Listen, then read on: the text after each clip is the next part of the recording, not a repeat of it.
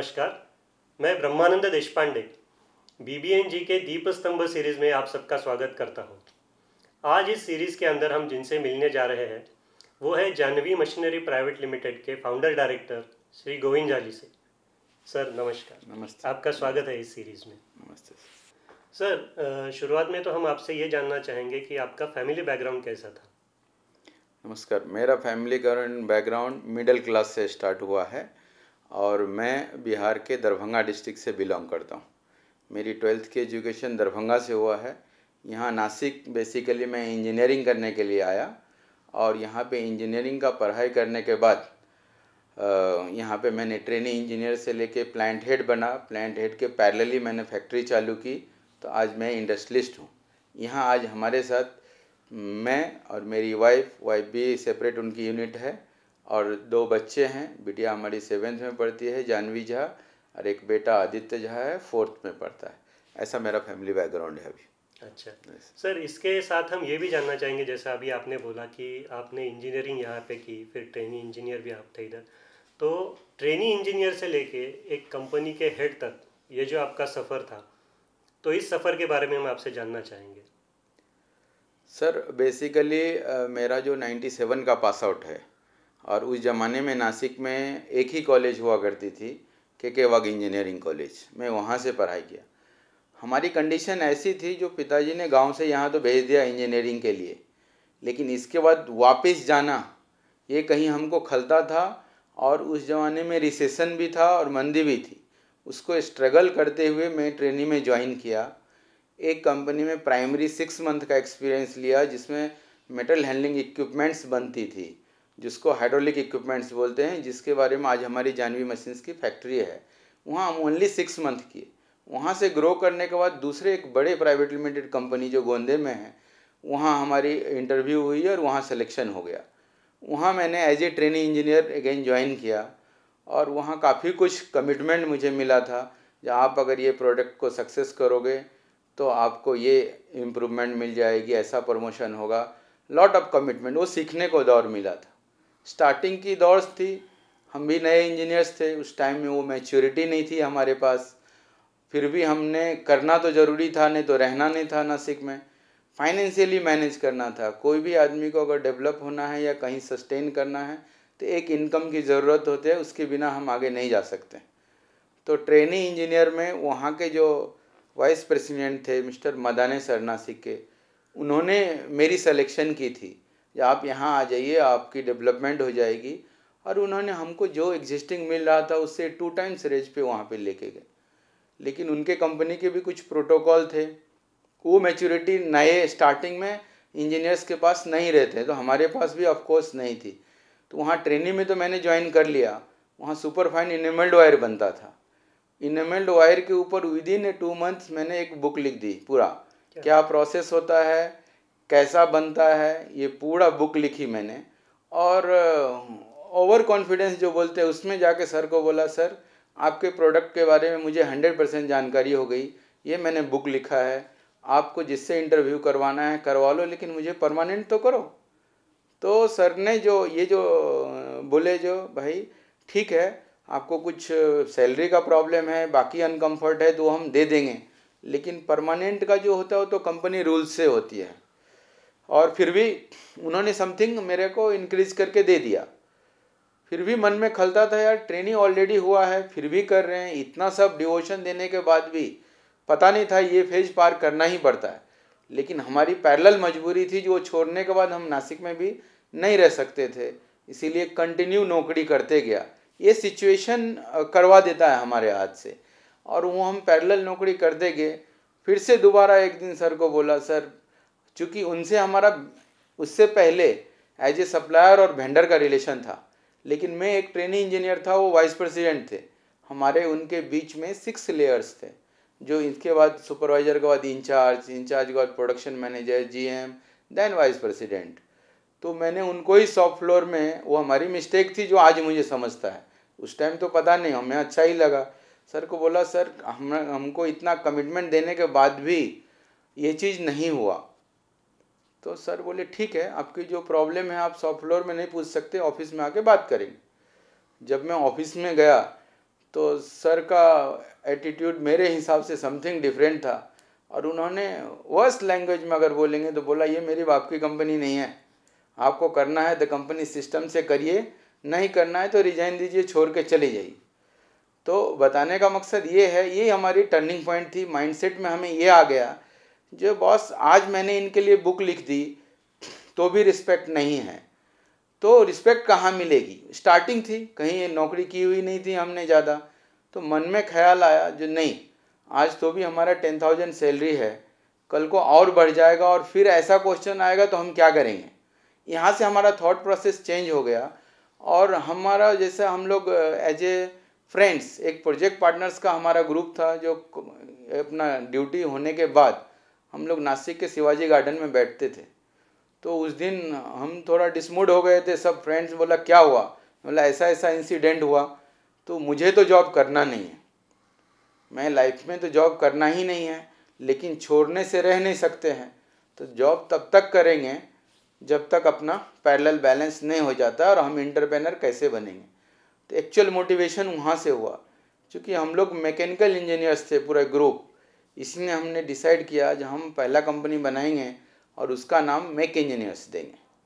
तो ये मैकेनिकल का शॉर्ट फॉर्म होता है MECH, मैक इंजीनियर्स। ऐसा मैंने कंपनी फॉर्मेशन की, और इसमें चारों पार्टनर्स, 3 इधर के ही थे और एक ही मैं था बाहर का, उन सब ने हाँ भरी। नेक्स्ट डे 2 लोगों को घर से अलाउड नहीं किया और उन्होंने मना कर दिया, फिर भी हम 2 ने की। 2 में भी ऐसा हुआ, स्टार्टिंग किया और 1, 2, 3 महीने के अंदर में हमारे को कुछ ऑर्डर नहीं मिला। मार्केट से बहुत प्रॉब्लम फेस किए हमने, क्योंकि हर डेवलपमेंट के पीछे काफ़ी कुछ स्ट्रगल एंड प्रॉब्लम्स भी होती है। ओनली डेवलपमेंट बिना मेहनत का नहीं हो जाता है। तो हमने वो चीज़ को कंटिन्यू किया। फिर हमारे जो पार्टनर्स थे उनका प्रमोशन हो गया, तो वो जनरल शिफ्ट में आ गया, हम अल्टर शिफ्ट करके। तो फिर हमने फाइनली डिसीजन लिया कि नहीं, हम बंद कर देंगे। हमारे लॉस हो गए, हमारे डिपॉजिट जब्त हो गया, बाकी की प्रॉब्लम्स आ गई, तो हमने वो चीज़ को डिसाइड किया कि नहीं, हम बंद कर देंगे।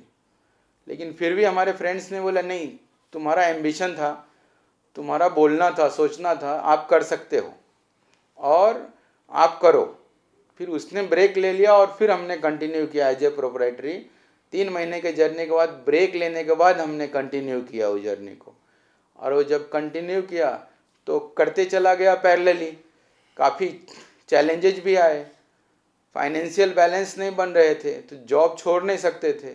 सैलरी से जो पैसा आता था वो हमारे वर्कशॉप में लगा देता था। वहाँ 7 तारीख को पेमेंट मिलता था, यहाँ 10 तारीख को मेरे वर्कर को मैं दे देता था। लेकिन मैंने मन में ठाना था जो नहीं, करना तो है अपने को। और उसके बाद जो हम ट्रेनिंग इंजीनियर्स से प्रमोशन भी हो गई, लेकिन मैंने रेजिग्नेशन अपने पॉकेट में लिख के रखा था। जिस दिन कंपनी बोल देगी उस दिन हम बोल देंगे ठीक है, मुझे करना नहीं है। लेकिन जब तक नहीं बोलती है तब तक मैंने नौकरी सैलरी के लिए नहीं किया, अपना परफॉर्मेंस दिया। मेरा हर मीटिंग में वर्ड्स रहता था कि भाई मुझे क्वेश्चन आप नहीं कर सकते हो। रीज़न इज़ दैट जब तक मेरे शिफ्ट में प्रोडक्शन, प्रोडक्टिविटी एंड क्वालिटी कम नहीं आता, सबसे हाई है, तब तक मेरे से क्वेश्चन करके क्या मतलब है। आप दूसरे को इम्प्रूव करो ना। तो ये डिवोशन मैंने दिया, और उन्होंने जितना हमारे ऊपर R&D किया वो मैनेजमेंट मैंने सीखा एक्चुअली पैरेलली रह के। जो मैं अगर ये करता हूँ तो वो मेरे ऊपर क्या एक्शन लेते हैं, मैं ऐसा बिहेव करता हूँ तो क्या लेते हैं एक्शन। तीसरी बात, कंपनी में मैंने कंसेप्ट लॉन्च किया उनके इधर। पहली चीज़ तो हमारे शिफ्ट में कभी प्रोडक्शन क्वालिटी ये कम आनी नहीं चाहिए, तो मुझे कोई कुछ बोल नहीं सकता है। और पैरेलली मेरा वर्कशॉप चालू था, इसीलिए मन में डर भी था कि किसी भी रीजन से अगर क्वालिटी प्रोडक्शन कम आ गया तो इनको डाउट आएगा और हमको सस्पेंड कर देंगे। इसीलिए हमारा डिवोशन ज़्यादा था।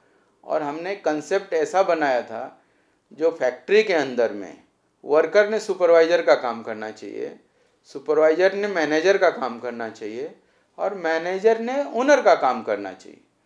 ये जो कंसेप्ट रखेंगे तभी तो ओनर फ्री होगा, इसके बिना ओनर फ्री हो सकता नहीं है। तो ये कंसेप्ट मेरा इतना अच्छा काम किया। मैं मेरे एम्प्लॉय के ऊपर उस ज़माने में, जॉब के ज़माने में बिलीव करता था कि नहीं, मेरा जो टीम है उसको मेरा बॉस भी नहीं बोल सकता है। ये मेरा वो उस ज़माने का कंसेप्ट था। अगर मुझे पावर दिए हो तो आप उसको पनिश करने से पहले मुझे करो, मेरे को क्वेश्चन पूछ लो, मैं आपको सेटिस्फाइड नहीं करूँगा तो आप नीचे जाओ, ये कंसेप्ट था मेरा। तो मेरे एम्प्लॉय भी, मेरे जो टीम मेंबर थे वो भी खुश रहते थे जी, नहीं सर हमारा इनिशिएटिव लेते हैं, हमको क्वेश्चन मार्क में नहीं आने देते हैं। तो इसकी वजह से प्रोडक्शन भी बहुत अच्छा होता था, मैं रिलैक्स रहता था, मैं अपने सुपीरियर का काम करता था, तो मेरे सुपीरियर मेरे से हैप्पी रहते थे। ऐसा करके जर्नी बनता गया, उनका कंपनी का एक्सपांशन हुआ, उन्होंने नासिक छोड़ के सिलवास में कंपनी डाली, तो वहाँ मुझे प्लांट हेड करके अपॉइंट कर दिया। लेकिन ये जर्नी को जाते जाते मैंने स्टार्टिंग के दूसरे मंथ में डिसाइड किया था कि मुझे जॉब नहीं करना है। ये 4 साल 10 महीना 11 मंथ हो गया, और तब उसके बाद मुझे डायरेक्ट उन्होंने प्लांट हेड सिलवास के लिए बनाया और बोला आपको ज्वाइन करना है। तो मैंने उनको मना किया, सर मैं आपके साथ एसोसिएट रहूँगा, एज ए बिजनेस पार्टनर रहूँगा, as a on call service दूंगा, हमारा कोटेशन दे के देंगे, क्योंकि पैरेलली मैंने कंपनी बनाई है, ये मैंने डिस्क्लोज कर दिया उनके साथ। और अभी मुझे जॉब नहीं करना है, लेकिन ऑन कॉल सर्विस ज़रूर दूंगा, कमिटमेंट के लिए पक्का रखूँगा, और आपके साथ बोल के हम छोड़ेंगे। तो उन्होंने भी मेरे साथ बोला नहीं ठीक है, आपका 1 ही महीना बच गया है, आप रिजाइन दे दो पोस्ट डेटेड, सो दैट आपकी ग्रेजुएटी की लॉस नहीं होगी। ऐसा करके उन्होंने मेरे साथ ट्रीट दिया। उसका रिजल्ट ये मिला, जो नौकरी में जितना सैलरी नहीं मिला उससे 10 टाइम्स का जॉब वर्क अभी तक मैं कर चुका हूँ, वो एग्जिस्टिंग। आज उनके ओनर से हमारा बॉन्डिंग है, फैमिली रिलेशन है, एक ट्रस्ट है। आज भी उनको कुछ भी ज़रूरत पड़ती है तो पहला कॉल मुझे रहता है नासिक के अंदर। ये रिलेशन हमने बनाया वहाँ पे, और कंटिन्यू हमारा एक मानना है जो लिमिटेड रिलेशन बनाओ, लेकिन जितना बनाओ जिसको आप मेंटेन कर सकें। तो ये कंसेप्ट पे सर मैंने काम किया, कर्मा बनते गया। आज का जो स्टेटस है आपको पता है, इस हिसाब से हमारा एक जर्नी रहा। जो ट्रेनी से प्लांट हेड कैसे बन गया वो मुझे भी नहीं पता चला, लेकिन साल के 4 साल 11 मंथ हमने वहाँ पे काम किया था, और मुझे बोनस में ग्रेजुएटी के साथ वहाँ से पेमेंट मिला। ऐसा है। क्या बात है सर, ये जर्नी सुन के तो सर किसी के भी मेरे तो खुद के रोंगटे खड़े हो गए आपका ये सुन के मुझे। लेकिन आपने जो एक टॉपिक को छुआ है कि आप साइमल्टेनियसली दोनों चीज़ कर रहे थे, आप जॉब भी कर रहे थे और साथों साथ आपका बिजनेस भी चालू था, तो ये सब आप टाइम मैनेज कैसे करते थे? सर रियली अगर बताऊं उस टाइम की सिचुएशन, तो थिंग इज़ दैट ये सिचुएशन ऑटोमेटिक आ जाती है जब आपने प्रॉब्लम को प्रॉब्लम नहीं समझना चाहिए। मेरा ये मानना है, मैंने क्या कंसेप्ट माना, मुझे जो है वो ज़्यादा है। मेरे डैडी ने यहाँ तक हिम्मत करके मेरी इंजीनियरिंग में एडमिशन करा दी, वही मेरे लिए बहुत है। मैंने ज़िंदगी में कभी एक्सक्यूज़ नहीं माना जो मुझे यहाँ कम है या मेरी यहाँ नॉलेज कम है। उन्होंने उनके कैपेबिलिटी के हिसाब से बहुत कुछ मुझे दिया, एक प्लेटफॉर्म जो दिया, यहाँ तक मेरे को लेके आए। तो इसमें ऐसा होता है, जो आदमी पॉजिटिव विचार करता है तो उसकी डेवलपमेंट हो जाती है, और कनेक्ट करके जैसा फाइनेंस भी लगता है कोई इंडस्ट्री को सेट करने के लिए, और जब हम मेहनत करते हैं, डिवोशन एंड टाइम देते हैं, तो डेवलपमेंट ज़रूर हो जाती है। मैंने आपको बताया, मैंने 2 महीना ही जॉब किया, इसका मतलब नौकरी नहीं किया ऐसा नहीं, मैं अपने वर्क के प्रति ईमानदार था। आज मैं ओनर हूँ, मेरे पास 200 एम्प्लॉय है।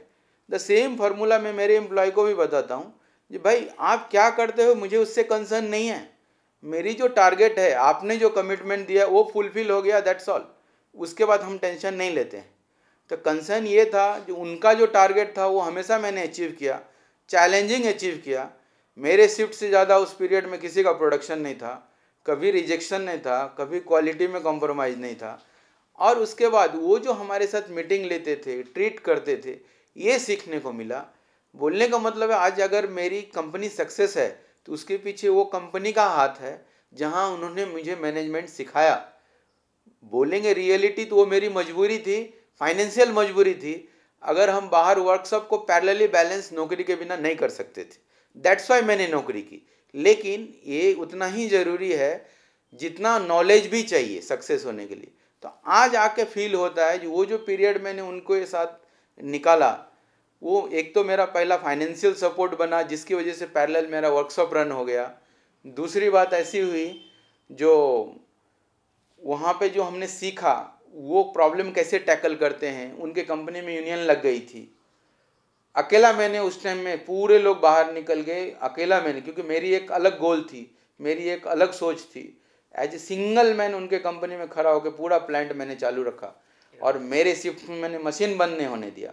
ऑपरेटर ने बोला सर मुझे गेट से बुलावा है, मतलब आप जा सकते हो लेकिन मशीन को हाथ नहीं लगा सकते हो। तो ये कैलिबर था मेरे अंदर, अगर ऑपरेटर भी नहीं है तो मैं चला देता था।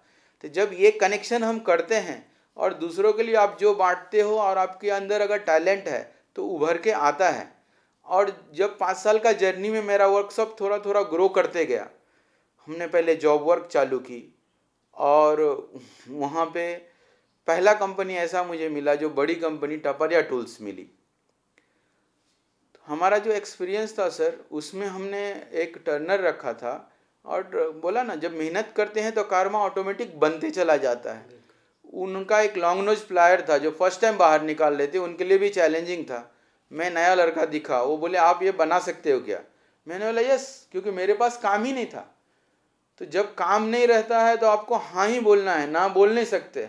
ये सिचुएशन थी, और वो सिचुएशन को मैंने एक्सेप्ट किया, और ऊपर वाले की मर्जी, मेरी टाइमिंग अच्छी थी, मेरे पास एक एक्सपीरियंस्ड बंदा कनेक्ट हो गया था, उनकी कंपनी बंद हो गई थी जिसकी वजह से, और उसको मैंने रिस्पेक्ट दिया क्योंकि उसको एक्सपीरियंस था। मैं इंजीनियर था फिर भी, तो उससे हमने डिस्कशन किया ये कैसे बनाएंगे। बोले सर मुझे नॉलेज है, ये हम बना सकते। तो आपको बता दूं, लॉन्ग नोज प्लायर तो मैंने चालू ही किया, उसको ग्राइंडिंग करने के लिए एक मशीन, ग्राइंडिंग मशीन आता था, वो मैंने मशीन बनाया पूरा। और वो मशीन बनाने के बाद हमसे प्रोडक्शन होता नहीं था जितना उनके पास रिक्वायरमेंट ऑर्डर थी। तो टपरिया टूल्स ने मुझे ही पूछा जो सर मैं दूसरा वेंडर बनाऊं क्या? मैं बोला ऑफकोर्स बना सकते सर, मैं आपकी कैपेसिटी को फुलफिल नहीं कर सकता हूं, क्योंकि मेरा पैरेलल जॉब भी था, मेरे पास टीम मेंबर भी 2 ही थे, उसमें काम करना था। तो उन्होंने बोला आपने जो अपना मशीन बनाया है वैसा ही मशीन बना के दोगे क्या? तो ये भी एक मेरा टर्निंग पॉइंट था। मैं बोला ऑफकोर्स क्यों नहीं देंगे। तो मैंने वो मशीन बनाया। मैं आपको बताऊं, टपरिया का जॉब वर्क करके जितना नहीं कमाया उतना मैंने मशीन बना के किया। मोर देन 30 मशीन्स उस ज़माने में मैंने बनाया, और उन्होंने 30 डिफरेंट वेंडर्स बनाए। आज तक भी मैं सामने से जो पहला कंपनी टपरिया है मैं मना नहीं करता हूँ। अगर आपकी इमरजेंसी है तो आपके साथ हम कंटिन्यू रहेंगे, ये काम करेंगे। तभी हमको हमारी चल पड़ी, जो हम मशीन मैन्युफैक्चरर बन गए। और मेरा जो प्राइमरी 6 मंथ का एक्सपीरियंस था जिसमें हाइड्रोलिक पैलेट ट्रक एंड ये था टेक्निकल, तो वो काम मुझे मिलते गया। सीमेंस का वेंडर में बन गया, उसके बाद मशीन्स बनाने का कारवां चलते गया। तभी हम 5 साल में डेवलप हो चुके थे। तो फर्स्ट फैक्ट्री मैंने सिकॉफ के गाले में 1.5 लाख रुपए में खरीदा। उसके पीछे भी काफ़ी पेन हुआ। उससे पहले तो मैं रेंटल था। रेंटल का एक्सपीरियंस होना भी बहुत ज़रूरी है लाइफ में डेवलप होने के लिए। जब आपके पास काम आ जाते हैं तो जो ओनर्स रहता है उसका डिमांड बढ़ जाता है, बाकी की प्रॉब्लम्स होते हैं, लेकिन उसमें भी अपने को गॉडफादर मिलते हैं। और सबसे बड़ी चीज़ है, हमने कभी एक्सपेक्ट नहीं किया मुझे ये कनेक्ट हो, ये कनेक्ट हो, ये कनेक्ट। हमने हमेशा देने का सोचा। जब हम अच्छा चीज़ देने का सोचते हैं, बांटते हैं, तो ऑटोमेटिक अच्छा चीज़ बोलते हैं ना, वो कनेक्ट हो जाता है। तो मेरे पास जो एक्सपर्टीज़ थी वो हमने हमेशा बांटने की कोशिश की। जैसे बताऊँ, मेरी वर्कशॉप थी, मुझे इंजीनियरिंग करते हुए पेन हुआ था। मेरा प्रोजेक्ट रिपोर्ट आधे अधूरे में बंद हो गया था। कॉलेज ने बोली थी स्पॉन्सरशिप देंगे, और वो कॉलेज से सेंक्शन नहीं हो गया। तो मैं टरेट का मैकेनिज्म पूरा बना रहा था जिसको पैसा 50,000 रुपये लगते थे। तो हमारे ग्रुप एफर्ट नहीं कर सकता और कॉलेज ने मना कर दिया।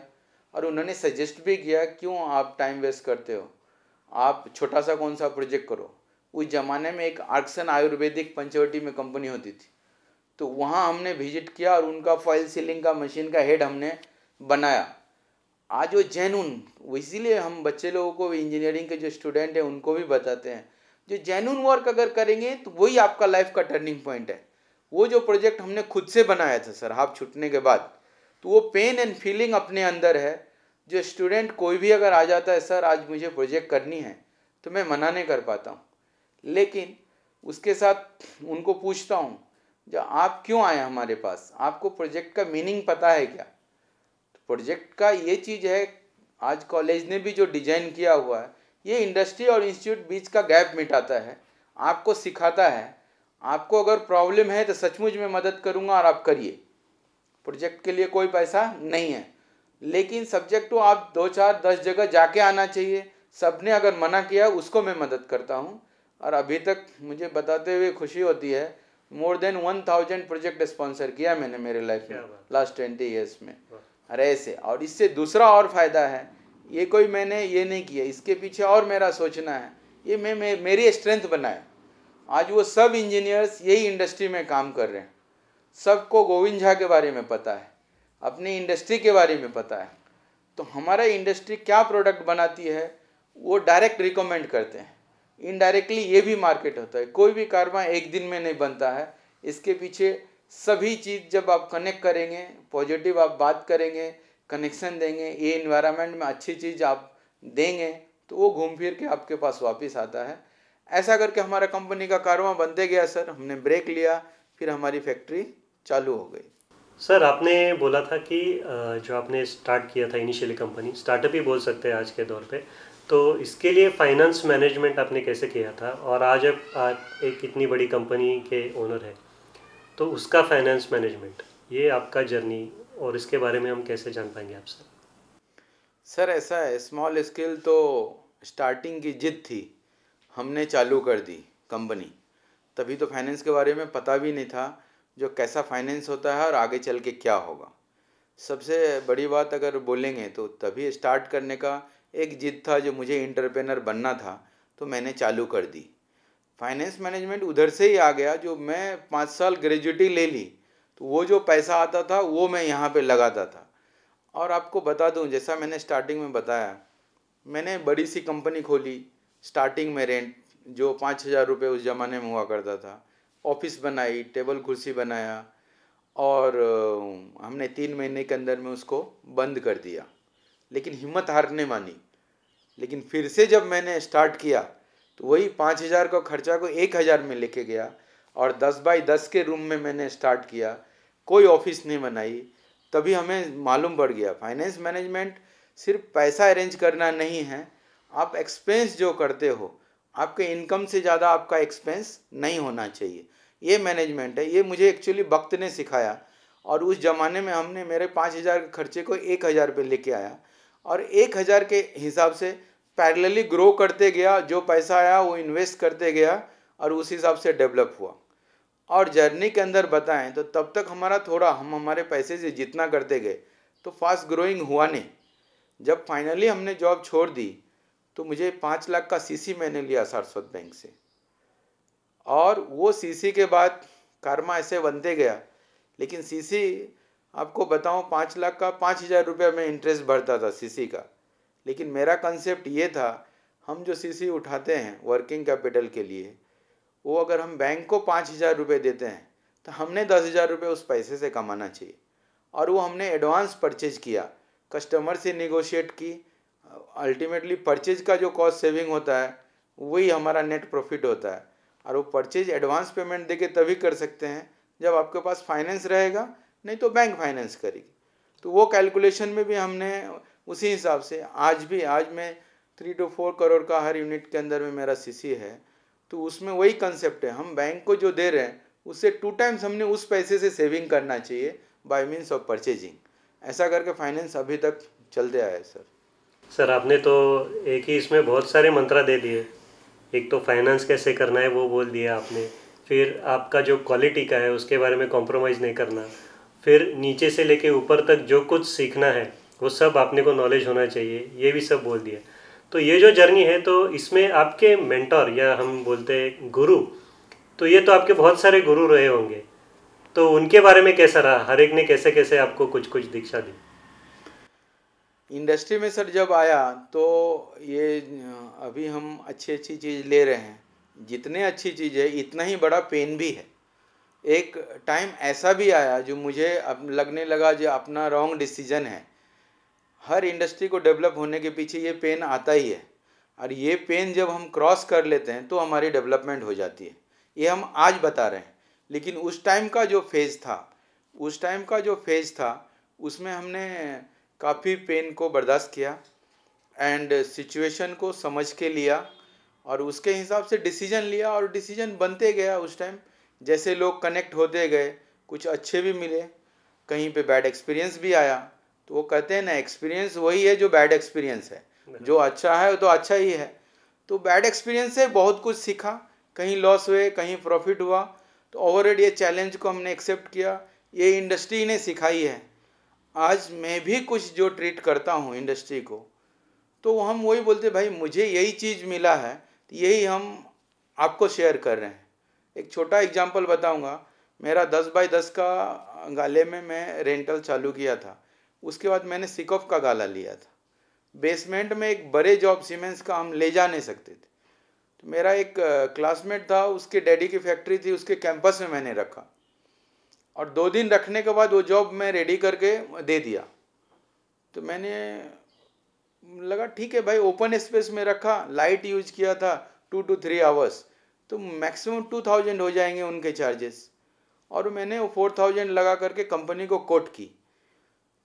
तो अंकल ने बुलाया मुझे और बोला बेटा ये जो तुमने जॉब रखा इसका चार्जेज होता है 8000 रुपीज़। तो शॉकिंग लग गया उस टाइम में। लेकिन आज अगर सोचते हैं तो उनका इंटेंशन कुछ अलग होगा। जो मुझे आज लेसन मिला और मुझे सीखने को मिला, तो वो बोले ये जो फैक्ट्री ली है, ये जो प्रीमाइसेस ली है, इसमें पैसे लगे हैं, इसके एक ओवरहेड एक्सपेंसेस हैं। और उन्होंने बाद में बताई आपने जो चार्ज किया दैट इज़ नॉट सफिशिएंट, इससे मार्केट क्रश हो जाएगा, आपको पैसा लगाने नहीं आता है। और उन्होंने लिटरली मेरे से 8000 लिया, जबकि वो जॉब बना के मैं कंपनी से 6000 रुपये लेके आया। तो 2000 की मेरी लॉस हो गई। ये एक्सपीरियंस इसलिए बताता हूँ। फिर वही जॉब मैं जितने बार बनाया मोर देन 20,000 रुपीज़ का कोट किया। तो ऐसे ही मार्केट में लोग मिलते गए जिनसे सीखने को मिला। और डेवलपमेंट सचमुच सिर्फ मेहनत करने से नहीं हो जाती है। जब आपके अंदर पॉजिटिव वाइब्स है, कनेक्टिविटी है, तो हम उनके साथ बैठते गए, उनके लिए काम करते गए। कभी भी हम ये इंटेंशन से नहीं गया जी यूँ अंकल ने या ये सर ने हमें सिखाना चाहिए, हम उसके क्या काम आ सकते हैं, वो हमने कंट्रीब्यूट किया। आज हम भी, हमारे जो एम्प्लॉय आते हैं, आप ये मत पूछो हमें क्या सैलरी है, आप ये पूछो सर मैं इतने का आउटपुट दूंगा। कोई भी ओनर ऐसा नहीं है जो आपको नहीं देगा, वो देता ही है। तो हम देते गए, इसीलिए हमारा काम बनता गया और गाड़ी चलती गई।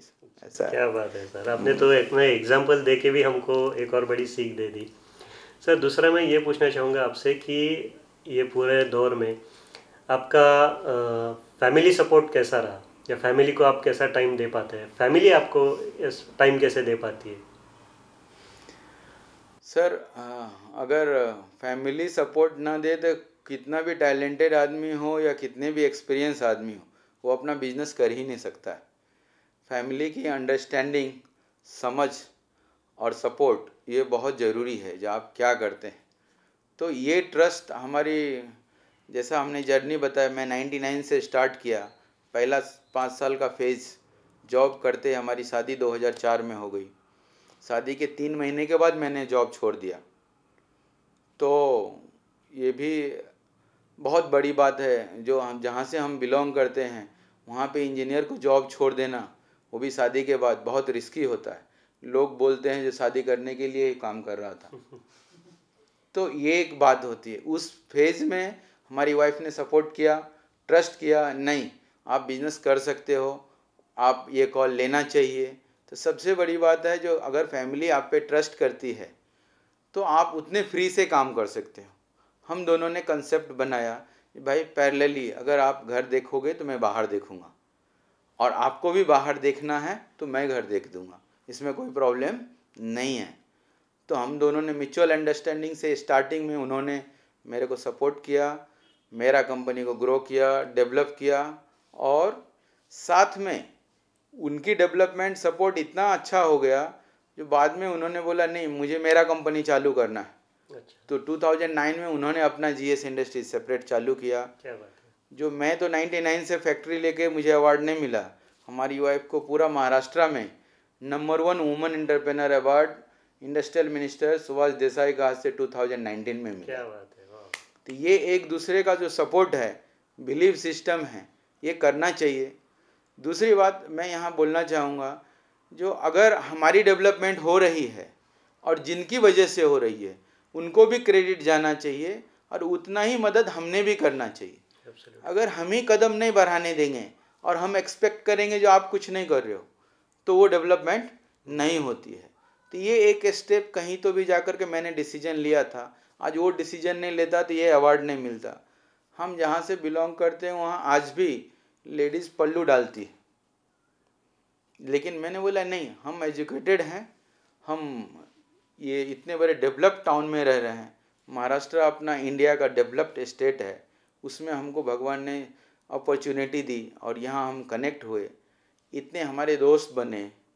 लेकिन हमने सभी दोस्तों को, फैमिली मेम्बर को मोटिवेशन समझ के लिया और कभी किसी का यूज नहीं किया, उनको स्पेयर रखा बुरे वक्त के लिए, लेकिन वो वक्त ही नहीं आया और अपना डेवलपमेंट होता गया। तो यहाँ बताऊँ, जो अगर लेडीज़ का हाथ में, वो कहते हैं ना, बिना लेडीज़ का हाथ का कोई डेवलपमेंट होता नहीं है, तो उनका सपोर्ट और सब रहा, इसी की वजह से गाड़ी चली है, ऐसा है। अगला सवाल आपसे महेश देशपांडे जी पूछेंगे। सर नमस्कार। नमस्कार सर। अभी तक तो आपकी बहुत सारी बातें जो चल रही, तो उसमें आपने काफ़ी आपका बिजनेस के बारे में और आपकी कंपनी के बारे में बताया, बट अभी आपसे मैं ये जानना चाहूँगा कि अभी जो यंग जनरेशन है जो इंजीनियरिंग कर रही है, जो काफ़ी स्किल है उनके इसमें, तो उसमें कैसा स्पार्क उनका कैसा ढूंढा जाता है और उनको आप क्या मैसेज देना चाहोगे? यस सर, अभी जो इंजीनियर्स हैं, अभी जैसा मैं काफ़ी टाइम बोलता हूँ, सभी ने इंटरप्रेनर्स बनना चाहिए, लेकिन पैरेलली एक्सपीरियंस लेके करना चाहिए। तो मेरा ये मानना है सर, आज के जनरेशन को अगर मैसेज देना है तो सबसे पहली चीज़ है, कोई भी चीज़ को डेवलप करने के लिए एजुकेशन तो फर्स्ट है। एजुकेशन के बिना कुछ भी चीज़ नहीं है। आपको जब तक नॉलेज और ज्ञान नहीं रहेगा, आप डेवलप नहीं हो सकते हैं। तो पहला मेरा बोलना, आप एजुकेशन पूरा लीजिए, जितना दिल चाहे उतना लीजिए, लेकिन एजुकेशन का जो उम्र होता है 1 साल से 20 साल ही होता है, जो आप डैडी के पैसे से, पेरेंट के पैसे से या गवर्नमेंट के पैसे से करना चाहिए। और 20 साल के बाद भी आपने पढ़ना चाहिए, वो आपका कॉल है, लेकिन पैरेलली आपने अपने पैसे से पढ़ना चाहिए। बोलने का मकसद ऐसा है हमारा, जो 20 साल के बाद पेरेंट्स के पैसे से बच्चों ने नहीं पढ़ाई करना चाहिए। उससे क्या होगा, वो मार्केट में जाएंगे, उनको पैसे का वैल्यू पता चलेगा और एक एक्सपीरियंस आएगा। और कुछ नहीं भी है तो सबसे बड़ी चीज़ है स्टूडेंट के लिए, आप ट्यूशन पढ़ाइए ना, एक इनकम जनरेट कीजिए अपने एक्सपेंस का, और उस इनकम से आप पार्ट टाइम में पढ़िए, फुल टाइम में पढ़िए, वो आपका कॉल है। लेकिन मैंने जो एक डिफ़ाइन किया है, जो अगर डेवलपमेंट होना है, अच्छी लाइफ जीनी है, कनेक्ट करना है, सोसाइटी को कुछ देना है, तो जो टाइमिंग एंड डिसीजन ये होना चाहिए। जो हम बोलते हैं डिसीजन मेकिंग, राइट टाइम पे राइट डिसीजन लेंगे तो आपकी डेवलपमेंट होगा। उसमें एजुकेशन का जो पार्ट है 1 to 20 ईयर्स, आपको अर्निंग करना है, सेविंग करना है, तो आप 20 से 40 साल में आपने कमाना है, और 40 से 60 साल में वो कमाए हुए धन को एग्जीक्यूट करिए, आप उसको लाइन अप कीजिए, क्योंकि आपने मेहनत से कमाया है, उसको ऐसे ही नहीं छोड़ देने का किसी के हाथ में देके। तो आपको रूटीन अप करके जो राइट पर्सन है उसको हैंड ओवर करना है, और अपने लिए भी रखना है, अपने लिए भी रखना है। और उसके बाद में ये जो है 60 साल से आगे अपनी लाइफ को एंजॉय करना है, कनेक्ट करना है, अपने बुलबुते चलना है। यहाँ पे एक बात मैं बताऊँगा, जो मेरे पिताजी से मैंने सीखा है, वो बोलते हैं, जो एक कहावत है ना अपनी, पूत सपूत तो काधन संचय और पूत कपूत तो काधन संचय। सही। तो इसमें ऐसा बोलने का मतलब है, बेटा अगर लायक है तो उसमें धन संचय की ज़रूरत नहीं है, वो अपने मेहनत से कमा लेगा, और नालायक है तो कितना भी कमा के दोगे तो वो बुरा देगा। तो आप उसको प्रोटेक्ट नहीं करने का, आप अपना लाइफ डिजाइन करिए। तो आप जब अपनी लाइफ डिजाइन करते हैं तो पैरेलली सब डेवलपमेंट हो जाती है। तो नए इंटरप्रेनर को यही बोलेंगे, जो आपका पहले खुद का रोड मैप खुद से डिसाइड करिए। आपको खुद से अच्छा दूसरा आदमी कोई मोटिवेट नहीं कर सकता है। सेल्फ मोटिवेशन बहुत ज़रूरी है। हम कौन से फील्ड में क्या कैलिबर से क्या काम कर सकते हैं, कहाँ तक पहुँच सकते हैं, ये मुझे पता रहता है। और हम अपना डिसीजन अगर खुद लेंगे, इसका मतलब ये नहीं है जो आप बैड एक्सपीरियंस लेके अटक जाओ। कंसर्न ये भी है, जो पैरेलली आपने जो एक्सपीरियंस्ड पर्सन है उसके पास बैठिए। और यहाँ पे नए बच्चे को ये भी बताना चाहूँगा, जो आप बुज़ुर्गों से दोस्ती करिए, बुजुर्ग जो चीज़ दे के जाते हैं रियली हार्ट से दे के जाते हैं, उसके पास आप बैठिए हाफ एन आवर तो वो भी आपके दोस्त होना चाहिए, तो आपकी डेवलपमेंट 100% पक्की है। क्योंकि उन्होंने अपनी जर्नी काटी हुई रहती है, उनके जो अप एंड डाउन्स रहते हैं वही तो उनका एक्सपीरियंस है। तो एक्सपीरियंस कहाँ से आती है? या तो आप खुद भुगत लो, एक्सपीरियंस ले लो, नहीं तो किसी ने भुगता हुआ है तो उनका सुन के आप प्रोटेक्ट कर लो, और अच्छी चीज़ है तो आप उतना जल्दी आप डेवलप कर जाओगे। तो ये करना चाहिए। उसके बाद एजुकेशन हो गया तो आपने जॉब भी करना चाहिए, कितने भी बड़े हों। अगर आपके खुद के पेरेंट्स की भी कंपनी है तो भी आप बाहर जाके नौकरी करनी चाहिए, तब तक आपको उसका रूट नहीं पता चलता है जो हम कंपनी कैसे संभालेंगे। तो अगर आपको इंटरप्रेनर भी बनना है तो जॉब करना ज़रूरी है, लेकिन 5 साल से ज़्यादा नहीं करनी चाहिए, ऐसा मेरा मानना है पर्सनली। और 5 साल के बाद एक इंटरप्रेनर बनने की कोशिश करिए, या आप 10 साल करते हो तो आपकी कंफर्ट जोन जब आ जाए तभी आप जा कर के बिजनेस करिए। लेकिन लाइफ में हर किसी ने एक बार बिजनेस तो करना चाहिए, नहीं तो क्या हो जाता है, हम 60 साल के हो जाते फिर सोचते अरे मैंने टाइम निकल गया, अभी हम क्या करेंगे। दूसरी बात पेरेंट्स के लिए भी है और बच्चे के लिए भी है, हम जो नहीं कर पाते हम अपने बच्चे से एक्सपेक्ट करते हैं, सही है। वो मेरा मानना है वो गलत है।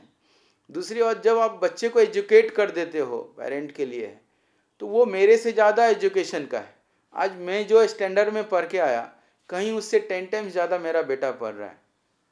तो जो वो जब मेरे से वो बड़ा हो जाता है क्वालिफिकेशन में, सपोर्ट में, तो उसका ओन डिसीजन लेने देना चाहिए और उसके डिसीजन पे ट्रस्ट करना चाहिए। अगर वो ट्रस्ट एंड बाउंडिंग है तो वो बच्चा भी डेवलप हो जाता है। तो ये पेरेंट्स के लिए है, और बच्चे को होना चाहिए जो माँ बाप को नाराज़ नहीं करना चाहिए, क्योंकि अल्टीमेटली सिर्फ पढ़ना पैसा कमाना यही लाइफ नहीं है। जिन्होंने अपने को पाल पोस के बड़ा किया है, ये भी हमारी नैतिक जवाबदारी है, जो हमारे कौन से भी काम से उनको हर्ट नहीं होना चाहिए। वो तो हमेशा देने को चाहते हैं, उनकी जितनी सोच है, कनेक्टिविटी है, कहीं उससे ज़्यादा हर पेरेंट्स अपने बच्चे को देती। सिर्फ हम लेते कैसे हैं उसके ऊपर है। मैं आपको बताऊँ, मेरे डैडी अभी तक ये नहीं बोलते हैं कि बेटा 99% आया तो ज़्यादा आया, अभी भी मेरे बच्चे को बोलते हैं 1% किधर गया। तो हम ये मानते हैं उनका कल्चर है, उनके अंदर डर है मन में, जो मैं बोल दूंगा जो अरे नहीं अच्छा आया, तो वो कंफर्ट लेवल 99 को मान लेगा, तो नेक्स्ट टाइम नहीं आएगा। इसको भी हम मोटिवेशन वे में लेते हैं। पिताजी को तो कभी चेंज नहीं कर सकते हैं हम लोग, तो हम ही खुद चेंज हो जाते हैं यार। ये भी उनका एक मोटिवेशन है, और ये तरीके से जब लेते हैं तो ये डेवलपमेंट हो जाती है। दूसरी बात, अगर आपको लाइफ में सक्सेस होना है, जो मेरे डैडी ने मुझे बताया है, जो ये जर्नी में होता है, जब हमारे अच्छे दिन रहते हैं, फ्लो चलता रहता है, तो उन्होंने 2 बातें हमें बताई है जो हमारे हमेशा माइंड में रहता है। जो आपको जिस दिन फीलिंग हो जाए जो मेरे पास बहुत हो गया, तो अपने से ऊपर थोड़ा देखने का, तो आपको आपकी औकात पता चली जाएगी जो भाई हम तो 0.1% में भी नहीं है, अपने से बहुत बड़े। तो आप खुद को कंट्रोल हो जाएगा, फिर एक्स्ट्रा आप अनवांटेड नहीं उड़ोगे और आपकी बिजनेस मेंटेन रहेगी। दूसरी बात, कोई लॉस भी हो जाता है और बहुत पेन में हो, तो अपने से नीचे देखो, तो आपको पता चलेगा नहीं नहीं मेरा दर्द बहुत कम है, दुनिया में बहुत दर्द है। तो ये एक कंफर्ट लेवल है लाइफ जीने के लिए। ये जो मंत्र है हमारे डैडी से मिला है, वो मैंने कोट किया है कि ये चीज़ अगर मान के चले तो आदमी कभी डिप्रेस नहीं होगा। आपको छोटा जर्नी बताता हूँ, अभी ये पेंडेमिक सबको लॉस हुआ है, हमारा भी हुआ है, लेकिन हम कभी नहीं सोचते मेरा 20 रुपीज़ का या 20% का लॉस हो गया। मैंने 80% कमाया। मैं तो एक बैग लेके पढ़ने के लिए यहाँ आ गया था, और अगर मैं पढ़ के यहाँ दूसरे कल्चर में रह के यहाँ काम कर सकता हूँ, इस्टेब्लिश कर सकता हूँ, तो जो यहाँ के बच्चे हैं, यहाँ का लैंग्वेज जानते हैं, यहाँ की कनेक्टिविटी है, 100% कर सकते हैं। सिर्फ आपका रोड मैप अच्छा चाहिए, पॉजिटिव चाहिए। इसमें ऐसा नहीं है जो प्रॉब्लम नहीं आनी है, प्रॉब्लम आनी है, उसको एक्सपीरियंस समझ के ले लो। मेरा ये बोलना है, प्रॉब्लम से डरना नहीं है, उसको एक्सपीरियंस समझ करके हमको आगे जाना है, ये मेरा बोलना है। ये सही मैसेज दिया है आपने। अभी मैं आपसे ये पूछना चाहूँगा कि हम ब्राह्मण हैं, और जनरली ये देखा गया है कि ब्राह्मण और नौकरी, ये अपना समीकरण जो है वो सालों से बना हुआ है, कई सालों से बना हुआ है। तो ब्राह्मण लोगों ने या ब्राह्मण बच्चों ने बिजनेस में क्यों आना चाहिए और कैसे आना चाहिए, इसके बारे में आपका क्या कहना है? सर ब्राह्मण एक अपने आप में क्वालिटी है, लेकिन ये भी सत्य है आपने जो बोला, जो मैक्सिमम लोग गवर्नमेंट जॉब में जाना चाहते हैं, पहली प्रायोरिटी वही रहती है। लेकिन आज ज़माना बदल गया है, ज़माने के साथ चेंज को एक्सेप्ट करना चाहिए। हमारे पास गॉड गिफ्टेड नॉलेज है। ब्राह्मण के जो बच्चे हैं बाय बर्थ टैलेंटेड है, हमारे नॉलेज से दूसरे आदमी एग्जीक्यूट करता है, वो डेवलप होता है, इसीलिए आपको नौकरी मिलती है।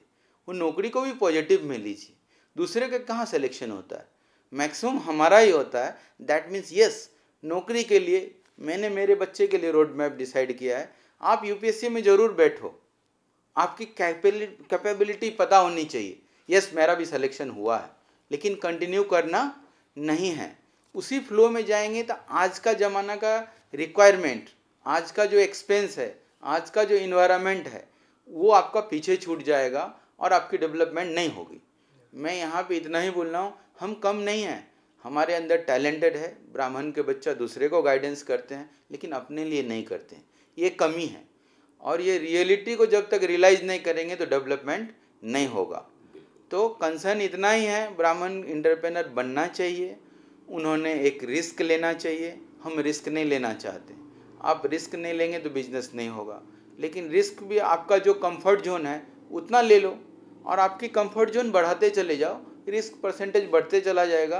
आपका जितना बड़ा रिस्क लेंगे उतना बड़ा गेन होगा, और ये करना ही चाहिए, क्योंकि आपको बाय बर्थ नॉलेज है। आपके नॉलेज से दूसरे आदमी इम्प्लीमेंट करते हैं, तो हमने अगर उतना डेयरिंग किया तो वो कंसेप्ट इम्प्लीमेंट हो जाएगा। और ये स्टार्टिंग में ही थोड़ा पेन होता है, जैसे मैंने लास्ट टाइम बताया, जो आपको एक पेन का फेज आता है, वो जिस दिन आप क्रॉस कर लेंगे तो आपको वो कंफर्ट लगेगा। दूसरा और एक बात मैं यहाँ पे ऐड करना चाहूँगा, क्या हो जाता है जब हम एंटरप्रेन्योर बनते हैं, हमारे जो जॉब करते हैं लोग, वो उनकी छुट्टी हो गई, वो उनका कंफर्ट लेवल हो जाता है।